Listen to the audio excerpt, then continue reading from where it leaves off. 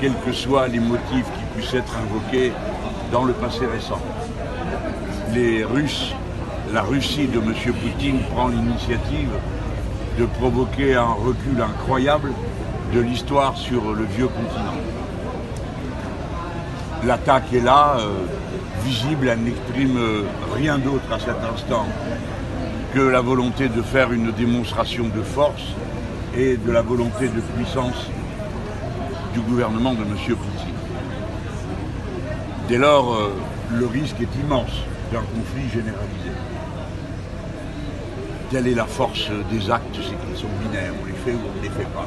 Ils sont faits, la situation est entièrement nouvelle et elle substitue les logiques, les raisonnements du temps de guerre à ceux de paix. Le pire, pour autant, serait d'accepter d'entrer dans l'escalade militaire. Les Français disposent des moyens d'assurer leur protection à leurs frontières et celle de leurs intérêts vitaux.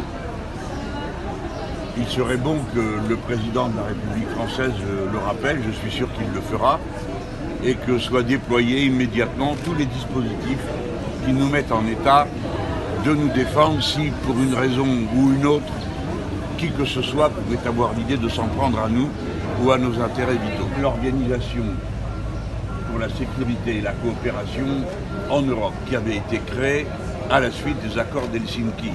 Tout ça est bien loin dans le passé, mais apparemment on vivait un monde plus sûr dans la période de la guerre froide qu'aujourd'hui.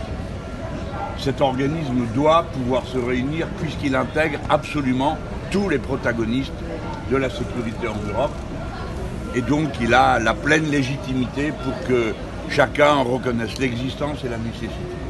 En même temps, le Conseil de sécurité va se réunir. Mais évidemment, pour quelqu'un comme moi, c'est un organe décisif que celui-ci. Cependant, la Russie en étant membre, il est vraisemblable que toute initiative dans le Conseil de sécurité butera automatiquement sur son veto.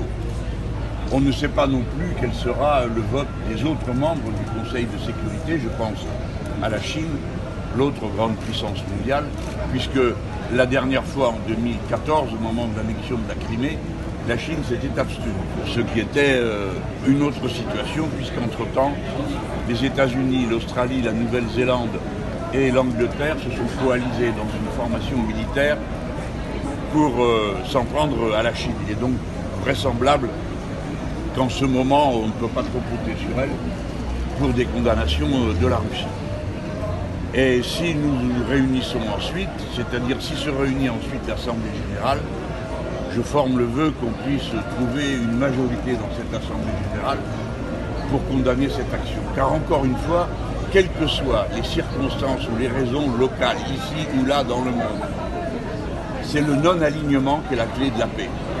Tous ceux qui vont s'aligner, et en l'occurrence s'aligner sur la Russie, mettront en danger la paix du monde. Il faut que la condamnation soit là, claire, nette, précise, aussi majoritaire que possible, à l'Assemblée générale des Nations unies, pour que nous puissions avoir un espoir d'obtenir ce qu'il nous faut immédiatement, c'est-à-dire le cessez-le-feu immédiat et la sortie des troupes russes d'Ukraine. Que ce soit dans la partie qui est aujourd'hui attaquée, comme dans celle que la Russie a reconnue comme indépendant contre tous les traités internationaux il y a quelques jours. L'objet du moment, à quoi ça servirait? On ferait l'union pour dire quoi, hein?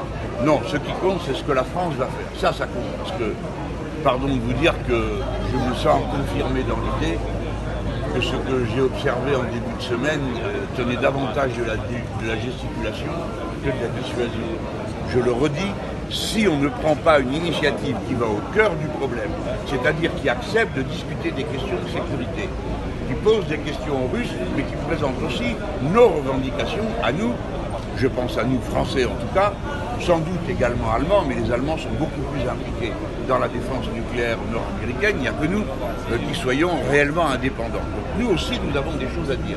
Nous ne pouvons pas accepter l'installation de missiles de moyenne portée sur les frontières. Ce n'est pas acceptable, ni évidemment au-delà. Mais pour l'instant, il n'est question que de ça.